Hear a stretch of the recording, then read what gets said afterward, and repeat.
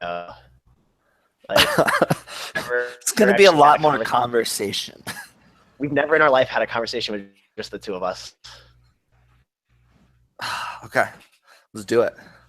Also Ready? feel a little weird. Feel like I'm FaceTiming you. This is weird. I've only been in FaceTimes with my wife. Or both of you. This is awkward. That's true. All right, fuck it. We're live. Welcome to episode 13 of All the Small Takes, presented by the Big Baller Brands and the Zo2s. Don't listen to our podcast, then you're obviously not a big baller. Time out. You might want to restart. I lost all of that. I don't know if it's on my side. My internet connection's bad. All right.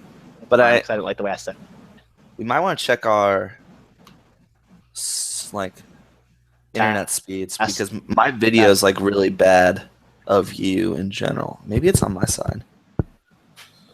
No, it might be me. Your video, you look clear. I mean, it really shouldn't be my internet. Also, noticing a lot of Oh, you're kind of popping in and out now too. And you're back. It's kind of cloudy. I'm hearing some static a little bit. Oh, yikes. Is that any better? Yeah. Maybe I'll just stay closer to the mic.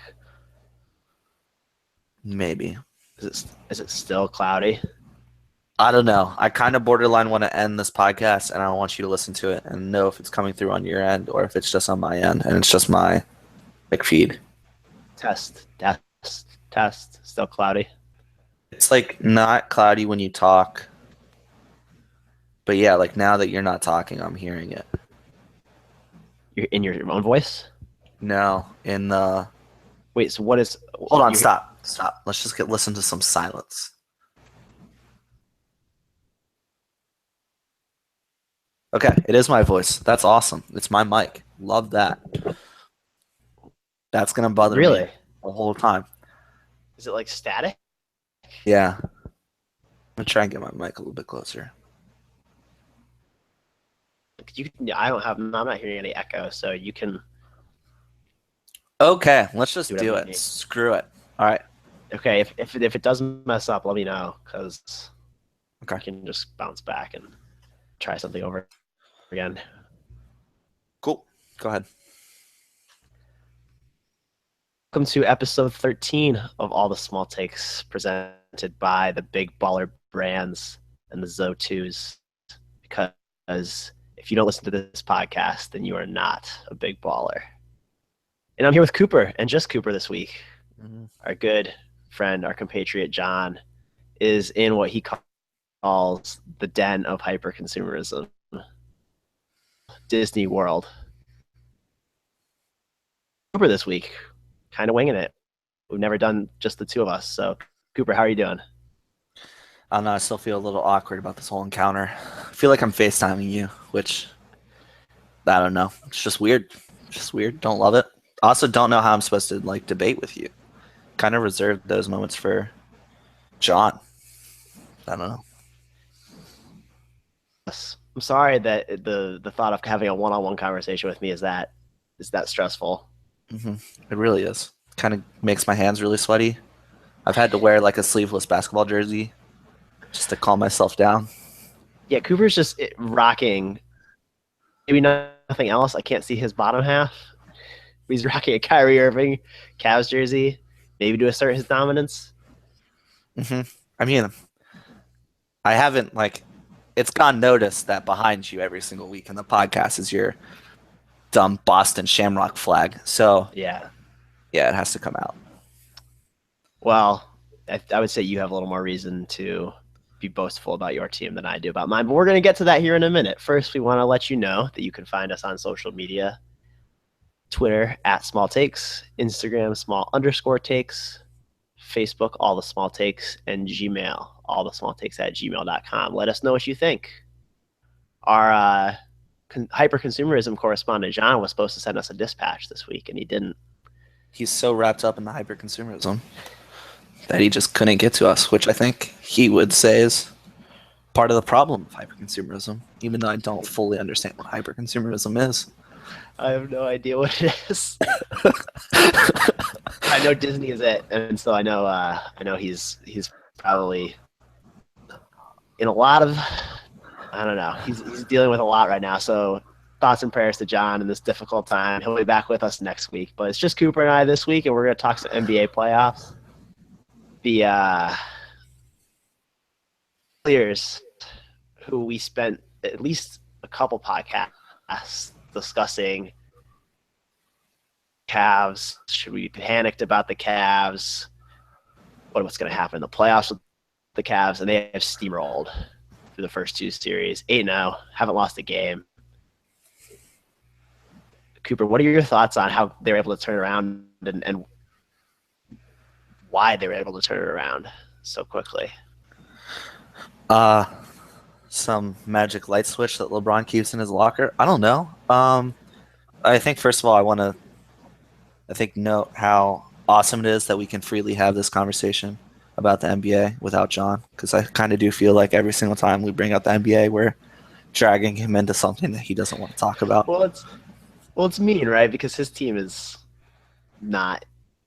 That's true. Yeah. Also, maybe. I think who wants to talk about the 76ers? We should just say as many things that will make him mad as we can while he's gone, because he's going to listen to this and just fume and like probably try to like talk into his headphones, thinking that he's part of the conversation like a crazy person. I kind of like that visual. Yeah, I kind of do too. But it also, I'm not entirely positive that John listens to every single podcast. So this will be like kind of a big test. Oh, this is such a test. John, did you listen to the podcast this week? I don't know. No, so we're going to see. We just say the most outlandish stuff about everything that he would get really upset about. So just give him like a random pop quiz next week. So that's coming. A little tease for the listeners. Yeah, I mean the Sixers aren't relevant, so I mean it's kind of hard to talk about them. The East is LeBron's conference. I think he's showing it. I don't know. I think the biggest difference in this Cavs postseason is just they're not bored anymore. It matters to them, which I think like that sounds ridiculous because you're a professional athlete and you're getting paid a ton of money to play a game in which like the millions of kids and adults are jealous that you get to do that for a living. But I think there's some truth to it. I think the Cavs were bored during the regular season. And I know I've talked about that a little bit.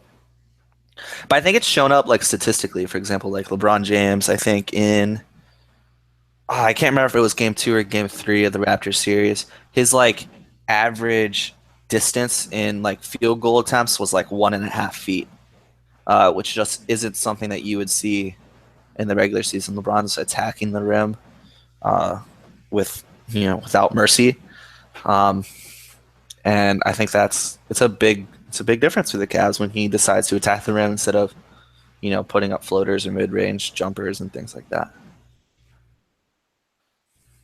This is so uncomfortable. This is where I feel like John should jump in and say something about how basketball would be better if there were no shot clock and everything was around the rim and there were no 3-point arc. Exactly. Yeah. And they eliminated dunks. And you were just layups and finger rolls, or that you had to play every shot off the glass. John is a big fan of the square on the backboard. He used the square. Well, for us inexperienced players, sorry if that came through unclearly, the little square house helps us out a lot. It does. It's a guide. What were we talking about? Oh, the Cavs. Yeah. It is almost like they have a switch, which doesn't feel good to say, because you want the regular season to matter and you want to feel like other teams like that they're trying and that they feel challenged by other teams in the regular season. But like the fact that they struggle a little bit outside the Pacers series, which is kind of characteristic of LeBron teams in the past, of kind of, I don't know, at least earlier in the postseason, kind of rounding into form. But this Raptors series was so impressive. The Raptors, on both sides of the court too, which I think was a big thing. They looked very effective defensively and kind of employed that double team like switch onto DeRozan. And really the only way the Raptors could get points consistently was by DeMar DeRozan uh, getting to the free throw line and using a move that is technically not supposed to be allowed anymore. Like you're not supposed to be able to like swing your arms and pull up through a defender's arm and get a foul, but James he Harden. consistently did. Yeah, James Harden does it all the time. But I'm not really complaining. The Cavs swept, so I just kind of goes to show I think the Cavs are stepping it up on defense, and offense has always been there for them.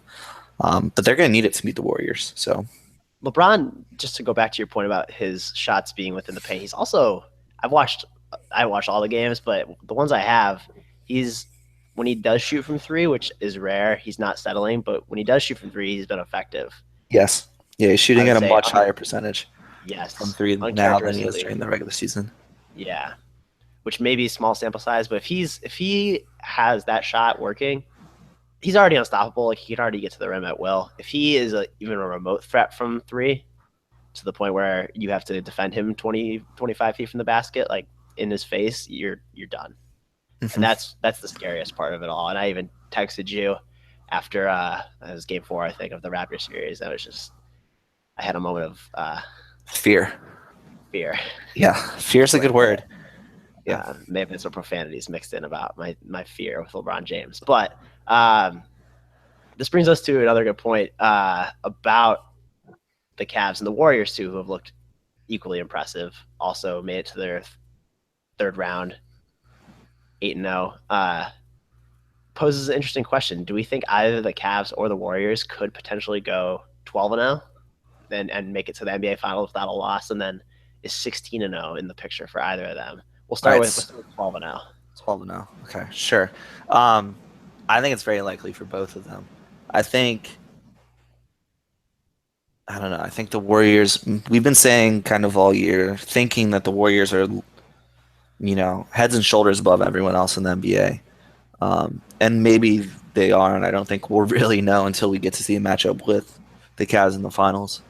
Um, that matchup, possibly against the Rockets, if the Rockets find a way to pull out this series against the Spurs, I think James Harden and the Rockets could shoot some stupid number of threes, and they can easily pull out a game.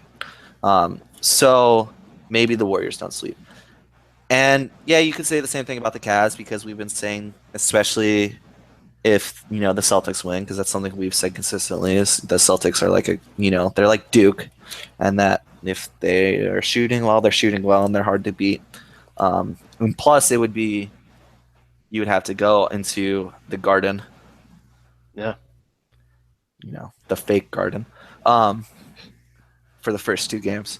So I think that's a challenge. I don't know. It kind of just we're still kind of waiting to see who comes out of the other two games. I guess other two Yeah. series. We'll get to that here in a minute. Kind of talk through the last three games of the Celtics Wizards series. But I would agree with you about which team is more likely. I think so did you say the Warriors or the Cavs?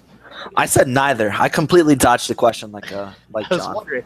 I was trying to think back to your answer, and I was like, he didn't really give an answer. No, I did not give an Um, answer. I think the Cavs are more likely to, especially if they play the Celtics. So if okay. everything goes according to plan, um, I think the Cavs are going to employ this strategy that is going to make it hard to play Isaiah Thomas. And I honestly as Brad Stevens, he's going to be forced to do something because on defense, I see every single play as switching Isaiah Thomas onto LeBron James. Um, and that's just something Isaiah Thomas will not be able to handle. And then especially with the spacing the Cavs have, if you double LeBron, he's going to pass it out. It's So the almost like Celtics, a DeAndre Jordan free throw technique. so the Celtics just don't switch then, and they find a way to adjust. And How do you not switch?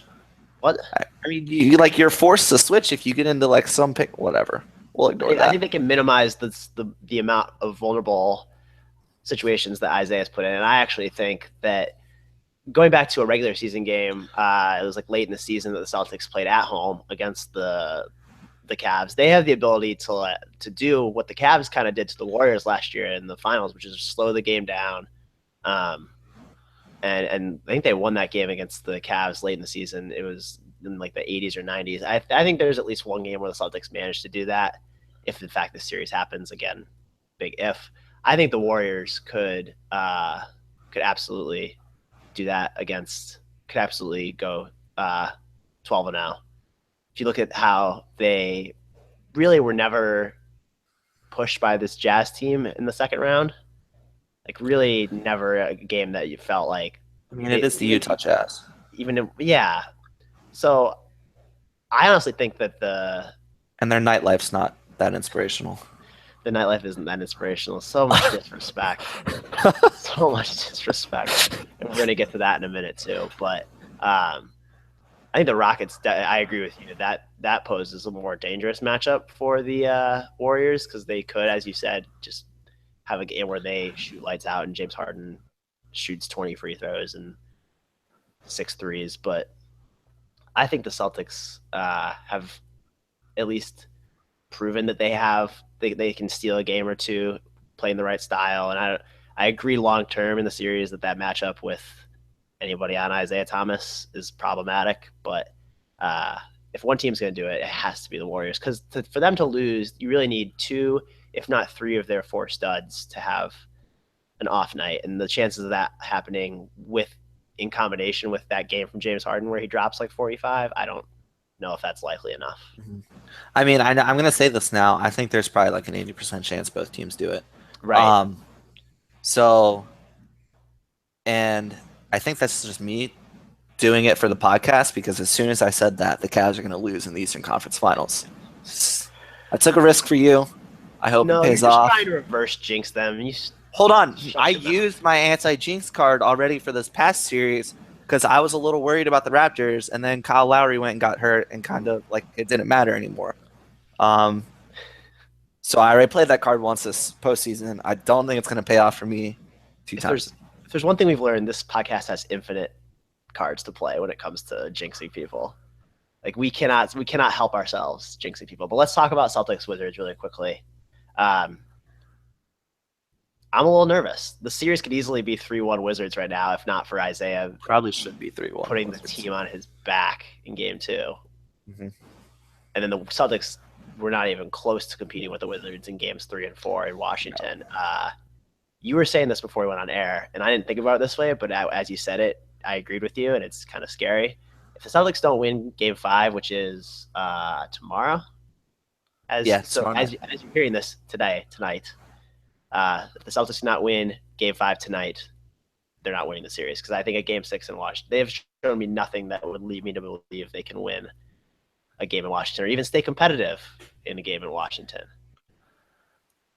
Yeah, I get this feeling, and I had mentioned it earlier on the in another episode about how the Celtics, or maybe I hadn't mentioned it in an episode. It came up in a text or something like that about how the Celtics like to be this like faux, I don't know, like kind of bad boys team. Like they're trying to like recreate this image of being the Pistons, even though they're like average. I don't know, height is probably like a solid foot smaller, but like they're trying to like recreate that kind of mentality. But I feel like they kind of lose an edge to the Wizards a little bit. I feel like the Wizards have sort of this edginess that they play with. The Wizards bullied them. They bullied them in games 3. Physically, emotionally.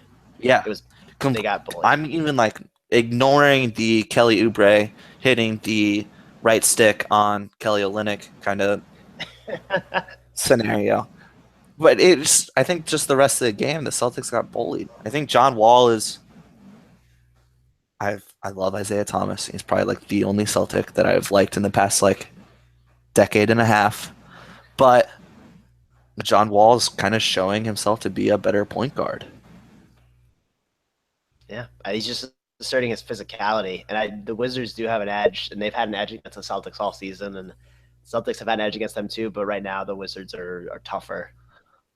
They push the Celtics around. I really wanted Game 7 in which the Wizards wear black in Boston. I just want that again, so bad. You might get that wish. I hope you get that wish because Game 7 would mean Celtics made it through Game 5 tonight. We want to talk about a couple more NBA things.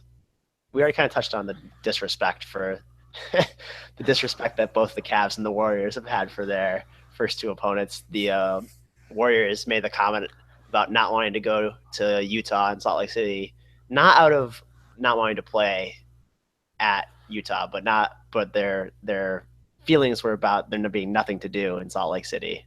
They weren't fans of the lack of nightlife there, which caught some attention. And then the Cavs, there were a couple of incidents throughout the Raptor series. LeBron taking a fake swig of the fans' beer. LeBron spinning the basketball before hitting a three in Ibaka's hands. So there's disrespect storylines flying both ways. Who is more disrespectful? The Cavs or the Warriors? Who has been more disrespectful, I should say. I mean, you know what my answer is going to be. It's the Warriors, right? Like, Yeah. I think somehow the conversation has shifted from, the Cavs being this like kind of, it was at the beginning of the season the Warriors were the bad guys. That's what we all thought, because Kevin Durant leaving Oklahoma City to go join the enemy. They looked like a dominant team. They are on paper the best team in the NBA. They were the bad guys, and now somehow the image has shifted to the Cavs, and I don't fully understand it. I think perhaps one of the biggest differences is I think the Warriors take it off the court a little bit more frequently than the Cavs do. Especially one player in particular. Yeah. I mean, Draymond Green. He's on Twitter all the time, like throwing shade and whatever the kids say at other players. Oh my god, I hate. You sounded like such a 4-year-old dad. Whatever the kids say, tossing shade, putting shade down. I mean, he does, right? Like his beef with Isaiah today because Isaiah or Kelly Olynyk, dude, you're Draymond Green. Why are you calling out the Celtics like 7th best player on the team who wears a thick headband and has hair down to his butt? That's super disrespectful to Kelly the Clinic Olynyk. Super disrespectful. That can't be his name. That's his name, man. I wouldn't lie to you. You think I made that dude up? Dude is the opposite of clinical. You think I made that up? No. Okay. Kelly the Clinic. Anyways, I just he takes it to Twitter more frequently. Yes, LeBron was disrespectful towards the Raptors, but I mean, honestly, they showed him nothing this postseason, so why should he respect them? No, I'm in 100% agreement with you. I think all those things that we just mentioned about the Cavs are like situational, incidental things. You got Draymond Green walking off the court with the two, showing the Jazz or the Kevin Durant whatever, saying some words that we cannot say on this podcast. Yeah, telling the mascot to get the bleep off his court. So I agree with you 100%. Just disrespecting the whole city. Yeah. Just entire state, really. But yeah, there's an interesting phenomenon that happens when you win a championship. It's the same thing happened with the Warriors last year. They were the darling when they beat the Cavs in 15, and then last year, all of a sudden, people started turning on Curry and started turning on Draymond.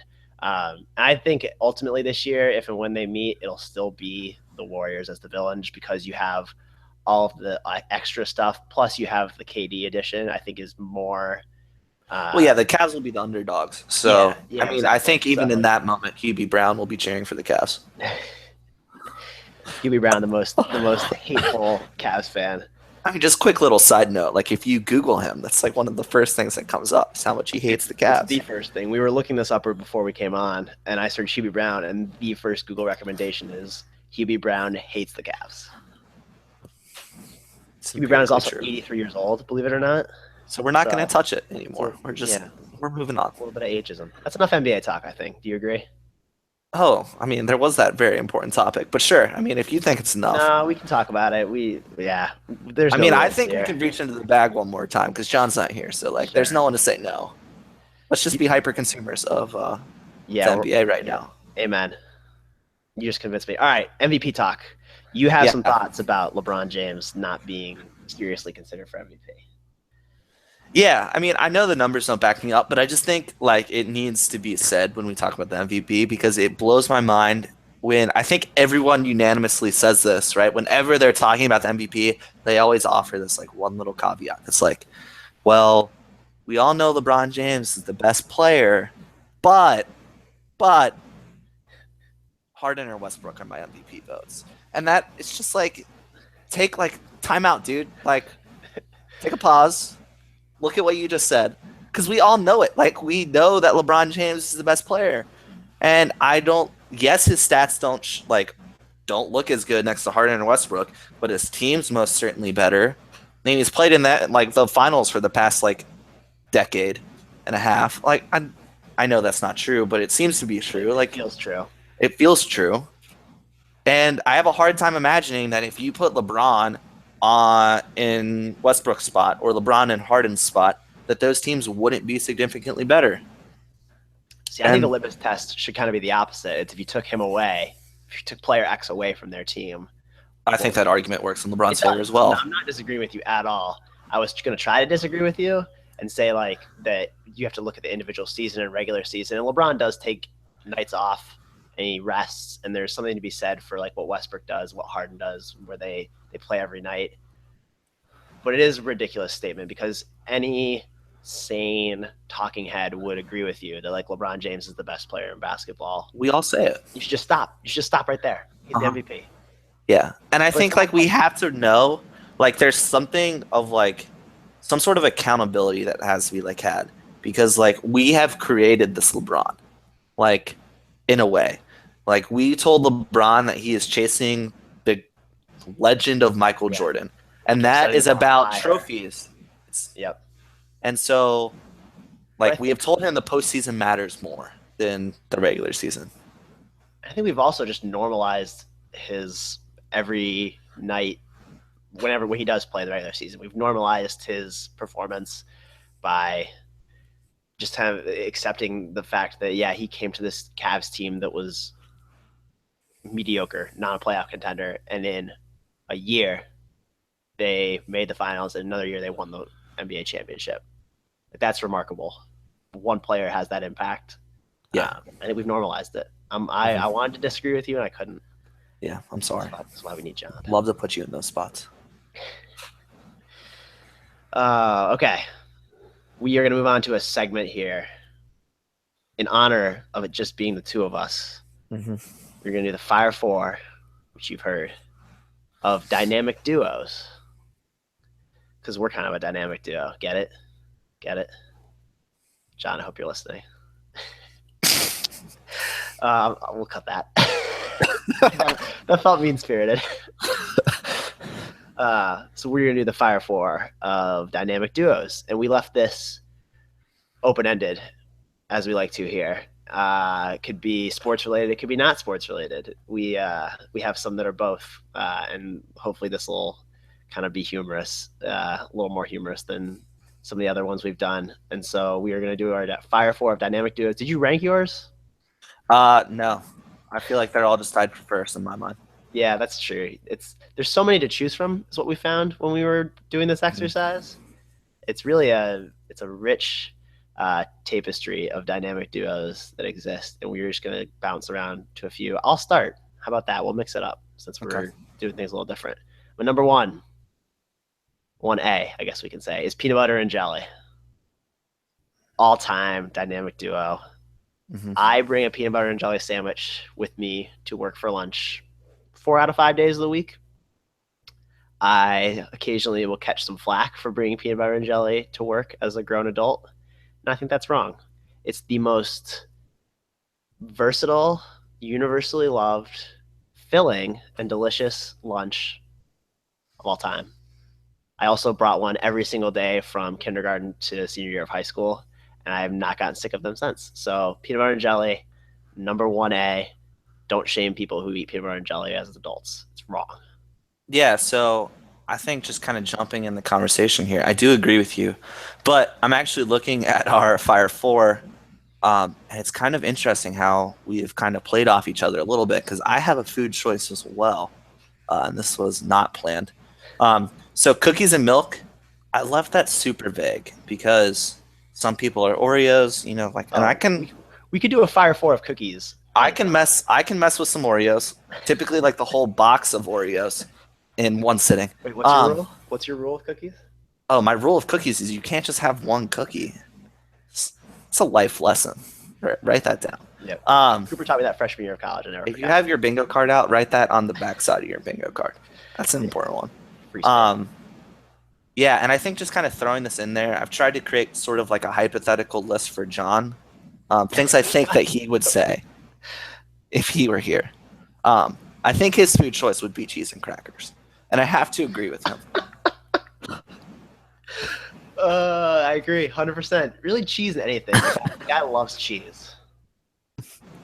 I mean, really, who doesn't? Cheese is good. Yeah, But John cheese loves is cheese. almost as ubiquitous as peanut butter and jelly. John loves cheese a little bit more than most. So I think that would be Yeah. there.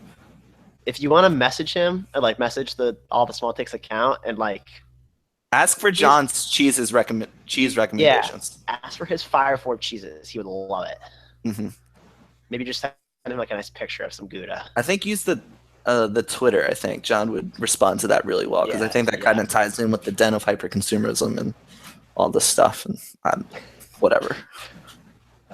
Yeah, agreed. All right, my number 2 dynamic duo, hopping back to sports, is Manny Ramirez and David Ortiz. These are the Red Sox lineups that I grew up with.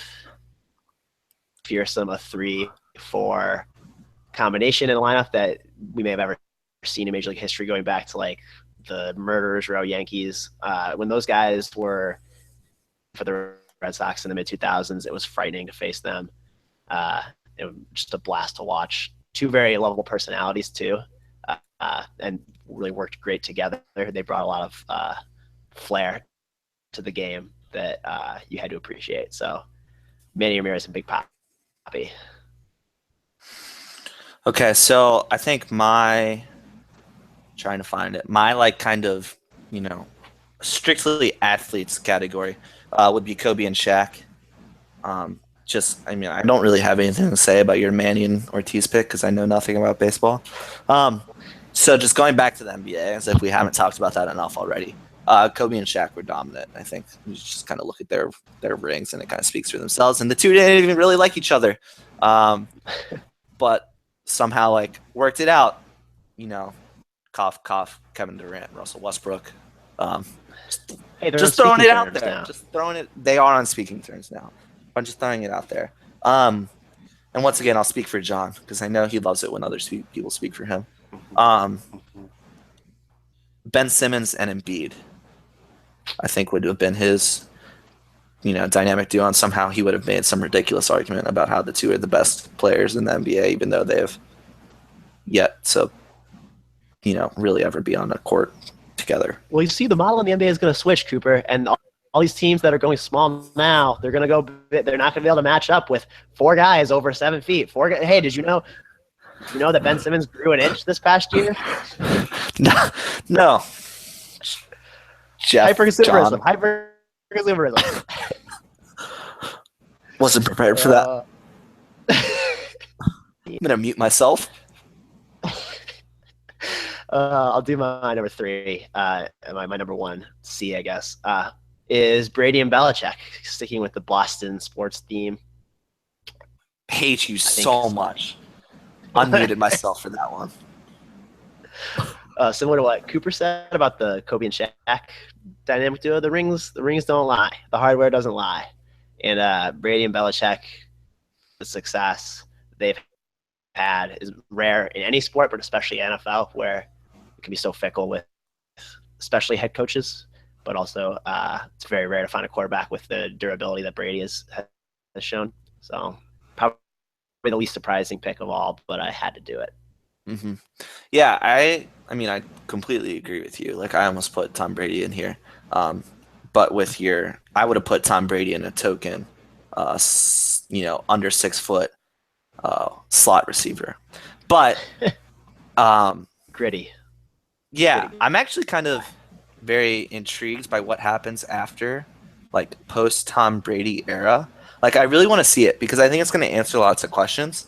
Like, we know Bill Belichick's a good coach, but I think some people out there, me, think or like wonder about how great Tom Brady is, or is it really just like this mastermind of football who's like the most like, the smartest guy that we've ever seen in the history of the league, just like coach this guy up and build all these brilliant. I want to know the answers to all those questions. Just one thing, I'm going to ask you to go watch Super Bowl highlights and find the first throw that he completed in the overtime against the Falcons. It was perfect. It was to hold on, no. you're misinterpreting me, as John does every single week. Um, Just trying that to keep it up. yeah, I'm not saying that Tom Brady is not a great quarterback, but I want to know like how much of an influence Bill Belichick has had in his greatness. You want Obviously, to like the you two are want to linked. isolate the variable. If Bill Belichick can do this with another quarterback, that's going to answer lots of questions for me. Okay. Is pretty much what I'm getting at. Okay. Okay. Fair enough. Anyways, All moving right. on. Let's Sticking with the jump NFL, on. I I put Roger Goodell in CTE. Um, which I mean, as you've heard before, I've been falsely accused of supporting concussions on this podcast, which is definitely not true. Actually, I think out of the three of us, I'm the only one to boycott watching the NFL because of their stance on helmet to helmet hits. Um, but this is kind of maybe an unfortunate circumstantial connection, but I think it's been made and it's true. I mean, Roger Goodell is not doing anything to like help the health of his players, right? I still don't fully understand why we don't have a penalty in the NFL like we do in college, which can kick players out. I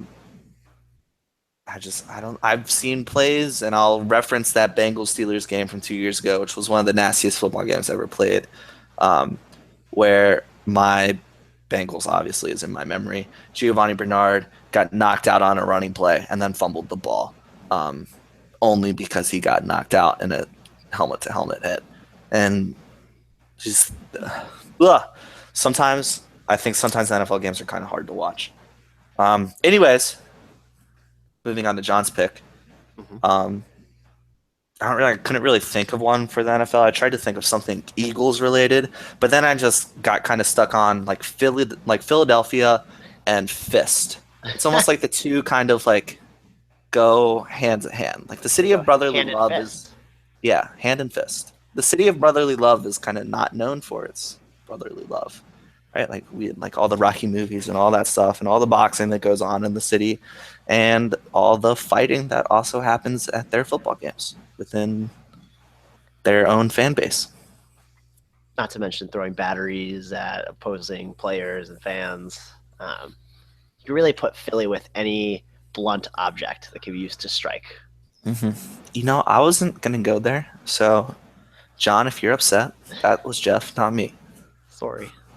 All right, we'll do the last one kind of quickly. My 1D, my last dynamic duo, my Fire Four is Manti Te'o and Lene Kakua, the Love long it. lost girlfriend. Love it. May she rest in peace. I mean, I kind of get where like Manti Te'o was coming from, right? Like, I mean, he was doing these like Skype things, kind of like what we're doing now. Did I just make a connection between Manti Te'o and this? I think we did. I think we just Okay. related to Manti. Am I more of a Lene, or which one of us is more fake? Oh, me? Are you? Have you seen what I'm wearing? Okay, fair enough. I think that's real investigative journalism. Yeah, and then John in this scenario is Deadspin. Yeah, John's Deadspin.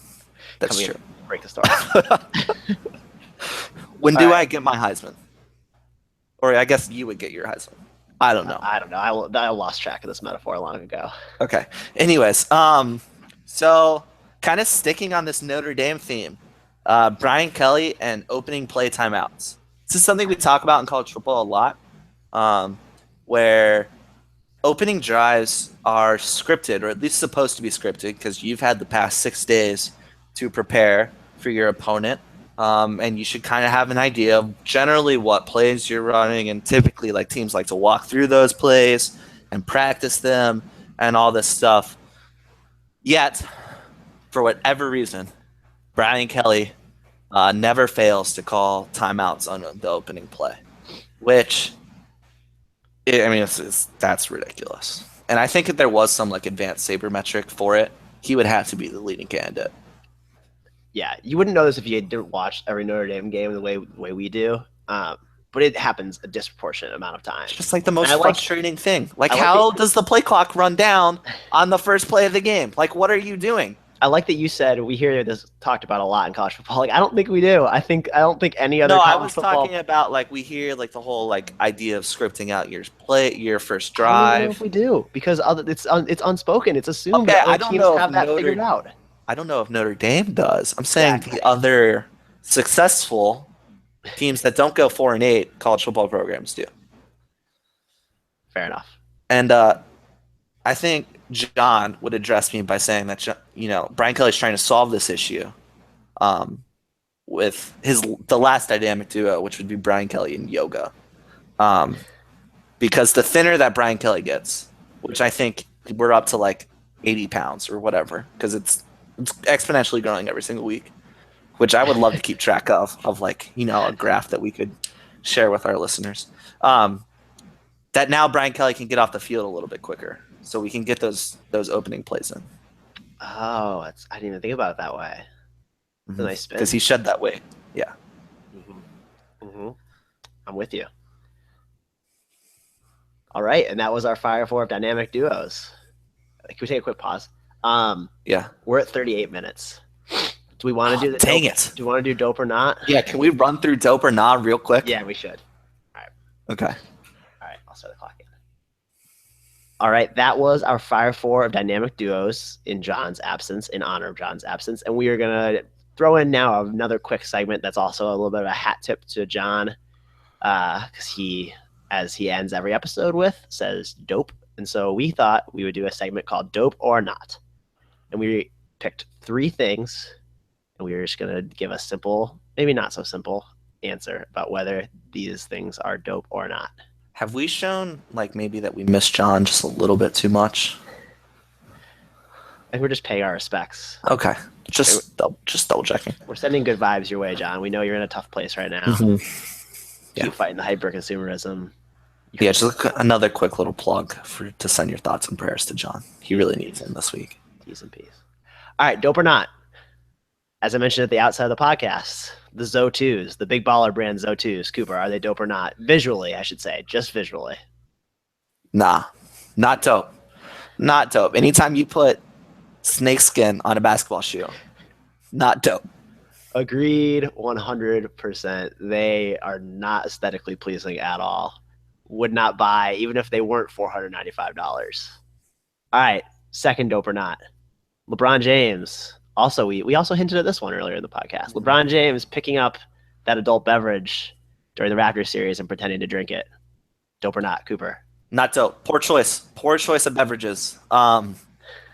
Because the beer that he picked up, or sorry, the adult beverage that he picked up, was produced by a company that had previously produced a beer in honor of him leaving Cleveland. So not dope. Poor choice of beverages, LeBron. Wait, since when did the B word become something we can't say on this podcast? I don't know. I'm just being extra careful. I'm using the legal advice that John has solicited to me. Yes, our lawyer, John.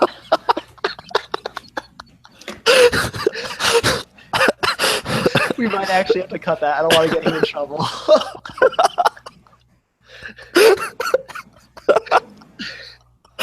I'll say it for him. John is not a lawyer.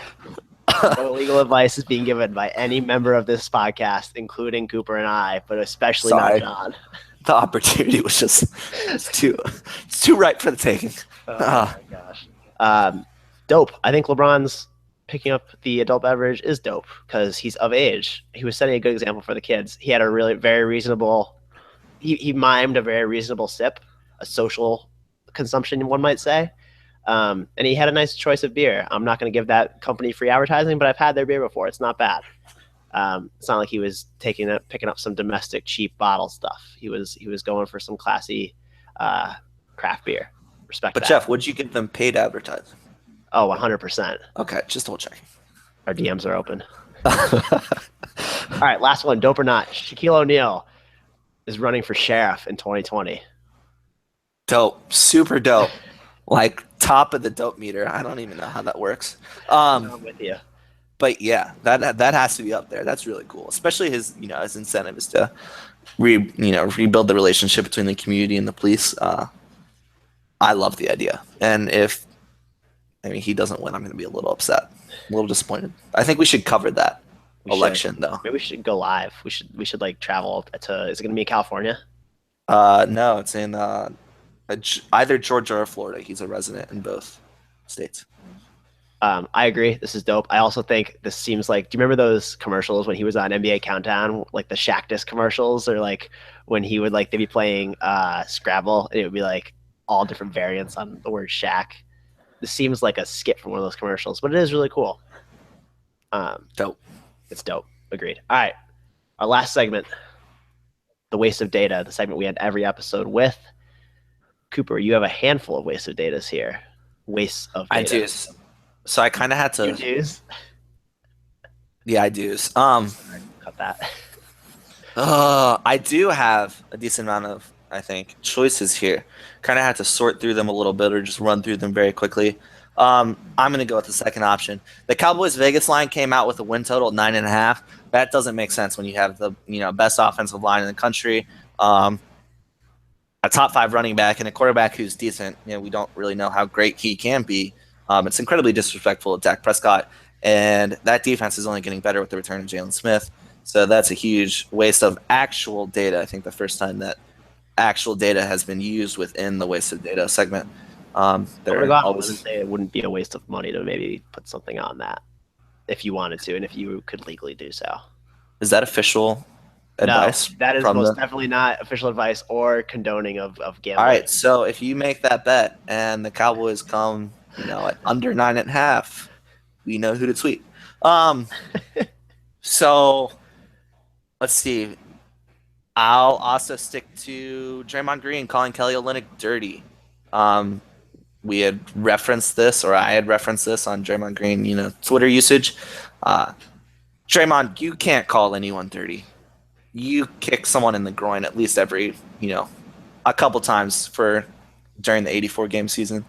Um, and it's a ridiculous claim. Kelly Olynyk's not dirty. He flopped anyways during the Kelly Oubre play. Or at least I hope you flopped, because either you flopped or you look like the softest player in the league. Dropped. So, but we're going to give Kelly Olynyk the benefit of the doubt. He flopped, and therefore not dirty. So Draymond, wrong on both accounts. Wow, this is quite the reversal from a couple playoffs ago when Kelly Olynyk, not a dirty play, but hurt Kevin Love in the opening round, and you were up in arms. I was irate, but still, he's not a dirty player. Just all right. My wasted data to close us out is Shaq, who's making a double appearance on the podcast this week.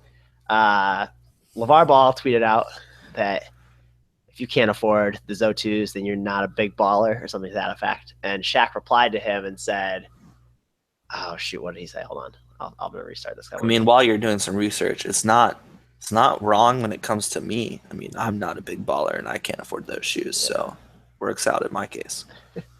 He said, Shaq said, hey, at LeVar, big baller, real big baller brands don't overcharge kids for shoes. And it's got like over 100,000 retweets on Twitter, and it's a picture of Shaq from his younger days, along with Shaq's shoe line, which I had forgotten about until I saw this tweet. But it had like the silhouette of Shaq dunking on the side of it, and they were cheap basketball shoes. Classic look. As cheap as the Starburys? Not as cheap as the Starburys. Not $15. So glad that made an appearance on the podcast finally. Didn't you have a pair of Starburys? No, I had a pair of Allen Iverson leather shoes that could be zipped up. Just making that dope or not dope. Dope. Oh my gosh, so dope. But I think it's double standard. The whole entire universe that Jeff loves Starburys. I do love Starburys. Almost as much as John loves cheese. Almost as much as John loves cheese and hates hyper-consumerism. Uh-huh. So that's our show for the week. Thank you guys for tuning in to this special 2-man edition of All the Small Takes. We appreciate you listening. We appreciate you letting us know what you think of this show and any shows before it. You can find us on those social media accounts that we mentioned at the start. Next week, John will be back with us. I'm sure he'll be very pleased with this week's episode and how well we did in his absence. Don't you think so, Cooper? Yeah, I'm excited because it kind of removes the awkward Manti Te'o scenario metaphor. Yeah. So we'll be back next week in the same time and same place.